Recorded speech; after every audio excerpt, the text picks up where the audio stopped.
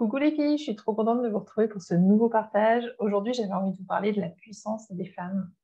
Souvent, on me dit que la puissance, c'est très masculin, que ça fait peur, que nous, en tant que femmes, on n'est pas puissante parce qu'on n'a pas envie de s'identifier à cette société qui est beaucoup dans le patriarcat, dans l'action, dans le non-respect de nos rites, dans le non-respect de la douceur, dans l'absence de bienveillance.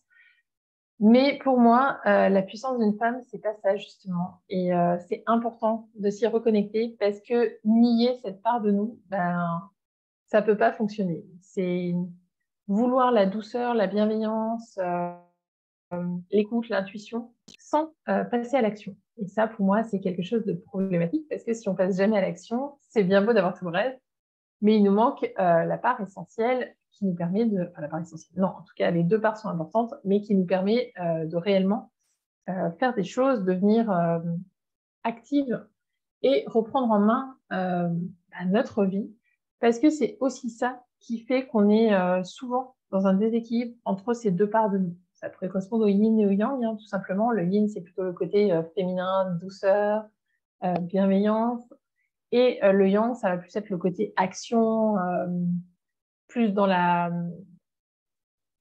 dureté, mais parce qu'on n'a pas forcément compris qu'on pouvait agir dans la douceur, justement. Vous voyez, toujours cet équilibre entre les deux côtés. Et ça, c'est vraiment quelque chose qui fait une vraie différence quand on met ça dans son quotidien. Parce que quand on est que du côté yin, que du côté douceur, que du côté féminin, eh bien, c'est très chouette, on est à l'écoute de ses émotions, on est à l'écoute des autres, on est à l'écoute de ses besoins, de l'écoute des autres, mais il manque cette partie, ce lien avec notre corps pour moi, c'est vraiment ça. Pour moi, le côté yin, ça va être beaucoup d'être dans le cœur, mais on a aussi besoin de passer par le corps pour pouvoir passer à l'action, et ça, c'est plutôt le côté yang, pour moi en tout cas. Euh, et c'est là où il ne faut pas tomber dans l'excès. C'est-à-dire que souvent, on est dans un excès d'un côté ou de l'autre. On a besoin souvent de tester les deux extrémités avant de pouvoir trouver le juste milieu. C'est ce qu'a fait aussi notre société, hein. On a testé l'excès de yang. Maintenant, on est en train de revenir un petit peu et peut-être de partir un petit peu du côté de l'excès de yin avant d'être capable de retrouver le milieu et de pouvoir avoir quelque chose de plus juste, de plus harmonieux, de plus équilibré. Euh, Moi, j'ai longtemps été effectivement dans mon côté yang, donc j'agissais tout le temps. J'étais tout le temps dans l'action, j'avais toujours besoin de faire. Et c'est comme ça que j'en suis arrivée à être à la limite du burn-out, parce que justement, je faisais tellement que j'avais perdu ma liaison avec mon cœur et donc avec ce que je pouvais ressentir, avec mes émotions, avec mes besoins. Et forcément, bah, il y a un moment où ça fonctionne plus parce que quand on s'écoute pas, c'est comme le principe d'une cocotte minute. À un moment donné, ça explose et on n'est plus capable d'avancer. Moi, c'est vraiment quelque chose que j'ai vécu deux fois. Euh, En tout cas, vraiment deux fois où ça a été le plus au bout du bout. La première fois, c'est j'étais enceinte de ma fille et je me disais non, mais j'ai de la chance, j'ai un travail, je suis plutôt bien payée pour ce que je fais. J'ai des collègues qui sont vraiment très chouettes. Donc, de quoi je me plains? Et pourtant, je me sentais tellement mal dans mon activité professionnelle. J'avais vraiment l'impression qu'on était juste des pions sur un échiquier. Et notre but, c'était de faire le maximum de clients en le minimum de temps et surtout au minimum de personnes.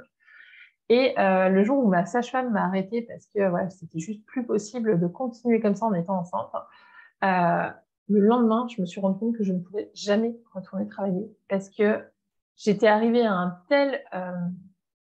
un moment où j'étais tellement au bout de ce que j'étais capable de faire que j'avais besoin à nouveau d'être pour pouvoir reprendre les choses en main. Et vraiment, j'ai senti cette rupture, ce moment où je me suis dit non, mais en fait, plus jamais je veux me pousser à bout comme ça, être tellement dans l'irrespect de qui je suis. Et ça m'a pris un certain temps pour être capable de réguler les choses. J'ai eu tendance à retomber dans cette habitude quand j'ai lancé mon activité, à être à nouveau dans le faire, parce que j'avais l'impression qu'il fallait que je passe pour pouvoir ben, voilà, gagner suffisamment d'argent, pour pouvoir vivre de cette activité. Et quand j'ai commencé à nouveau à être dans un moment où j'en étais, alors pas au burn-out parce que c'était pas allé si loin, mais un moment où du coup j'avais l'impression d'avoir complètement vide parce que tellement je n'arrivais plus à être dans le faire où mon corps, où ma tête et mon cœur me disaient stop, là c'est plus possible, en fait tu peux pas tout le temps produire.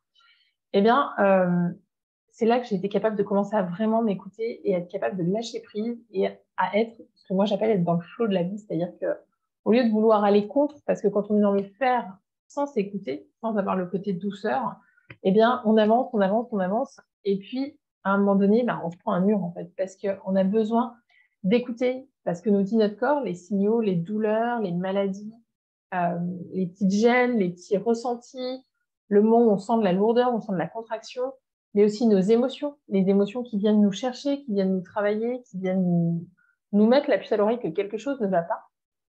Et puis, ne pas toujours se fier à notre mental, en fait, parce que notre mental, il est là pour nous tenir dans notre zone de sécurité. Il est juste là pour nous permettre de rester en vie, en fait. Et c'est pas lui qui est censé nous guider sur le chemin. Et on a beaucoup tendance à être relié aussi à ce mental-là qui nous fait faire, parce qu'on a appris dans nos conditionnements de l'enfance et de l'école et peut-être de nos parents et de la société qu'il fallait faire pour mériter, pour avoir un salaire à la fin du mois, pour avoir des enfants qui vont bien, pour être une bonne personne, il faut être dans l'action. Mais effectivement, on a besoin de l'action, mais pour être dans cette action-là, on a aussi besoin d'être dans cette douceur, dans cette bienveillance, dans cette écoute de soi, cette écoute des autres.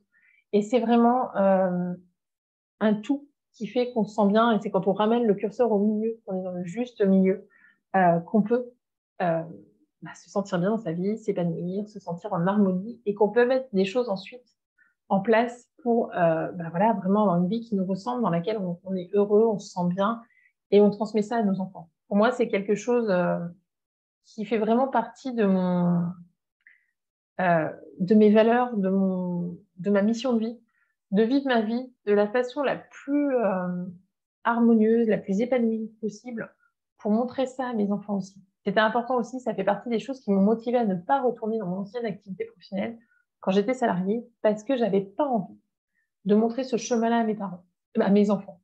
Joli lapsus, hein, pour le coup, mais mais j'avais vraiment envie de casser ce schéma, justement. Et c'est pour ça que le mot parent est sorti dans cette phrase, parce qu'en l'occurrence, c'est aussi, j'ai vu mes parents travailler pour un salaire et pas pour s'épanouir dans leur vie professionnelle, mais parce qu'ils avaient besoin de cet argent à la fin du mois. Et moi, c'est ce que j'ai répété, j'ai reproduit dans toute la première partie de ma vie, c'est vraiment ça. C'est vraiment travailler pour un salaire. D'ailleurs, c'est ce que je disais, j'ai de la chance, je suis payée à la fin du mois, j'ai besoin de ça pour payer la maison, payer les études de mes enfants, parce que nous, on est dans une école alternative, donc il n'y a pas de prise en charge des études, c'est nous qui les payons.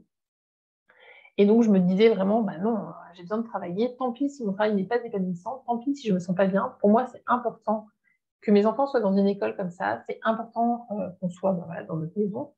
Et au milieu de tout ça, je m'oubliais moi, en fait.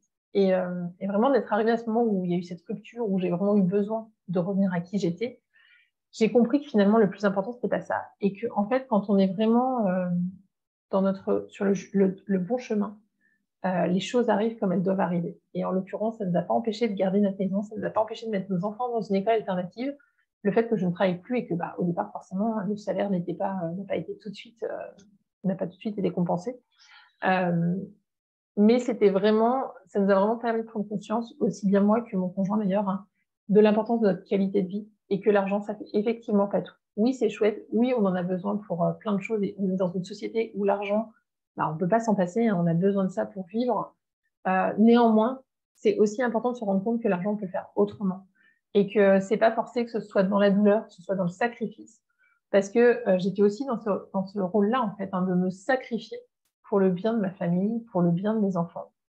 Et en fait, je leur mettais une pression de dingue aussi, parce que en leur faisant porter finalement le poids de mon malheur, de mon non-épanouissement en tout cas, et comment eux pourraient s'épanouir en ayant cette impression que à cause d'eux, je ne peux pas être moi heureuse dans mon activité professionnelle. Et puis surtout, j'avais pas envie qu'à l'âge adulte, ils se retrouvent dans une activité professionnelle dans laquelle ils sont pas bien. Parce que je trouve que le modèle qu'on montre à nos enfants, hein, c'est le modèle que eux reproduisent derrière. Hein. Donc, à part qu'ils soient vraiment dans une volonté, dans une prise de conscience, dans un éveil qui les pousse à prendre un autre chemin, mais ça se fait pas instantanément. Moi, il m'a fallu presque 20 ans de carrière professionnelle avant de me dire que finalement, c'était pas pour moi, que j'étais capable de faire autre chose et de faire quelque chose dans lequel je m'épanouis. Alors, c'est pas forcément être entrepreneur, hein, ça peut être aussi être dans le salariat, mais dans une entreprise dont les valeurs nous correspondent. Mais quand j'ai vraiment eu cette prise de conscience, ça fait une vraie différence dans ma façon de gérer ma vie et surtout dans la mesure dans laquelle j'ai pu reprendre mes responsabilités dans plein de différents moments, en fait. Que ce soit effectivement aussi bien sur le plan professionnel, mais aussi dans ma relation avec mon homme, mais aussi dans ma relation avec mes enfants et surtout dans ma relation avec moi-même. Parce que j'ai arrêté aussi, alors je le fais encore, hein, on n'est pas parfait et on est tout le temps sur la voie de l'apprentissage, mais j'ai aussi repris mes responsabilités. Je vous le raconte souvent, pour celles qui me suivent sur Telegram, dans ma vie au naturel, je vous raconte souvent ces moments où justement je prends conscience de croyances limitantes, de peur, de blocage, d'émotions qui sont liées à des choses, notamment avec mes enfants. Alors, je vous raconte souvent avec ma fille parce que c'est celle qui me challenge le plus en ce moment. Mais je me rends compte aussi qu'à chaque fois que je reprends ma responsabilité dans notre relation, que je reviens à moi, que j'arrête de rejeter la faute sur elle, sur le fait qu'elle soit, par exemple, qu'elle ait pas envie d'aller à l'école et que ce soit super difficile à gérer parce que pendant 1 heure et demie le matin, j'ai pas envie d'aller à l'école, j'ai pas envie d'aller à l'école, avec des larmes et avec, du coup, voilà, qu'il me met en retard parce que pour le coup, il faut gérer ça, ça demande beaucoup de câlins, beaucoup de tétés, beaucoup de temps et que souvent, ça nous fait courir à la fin.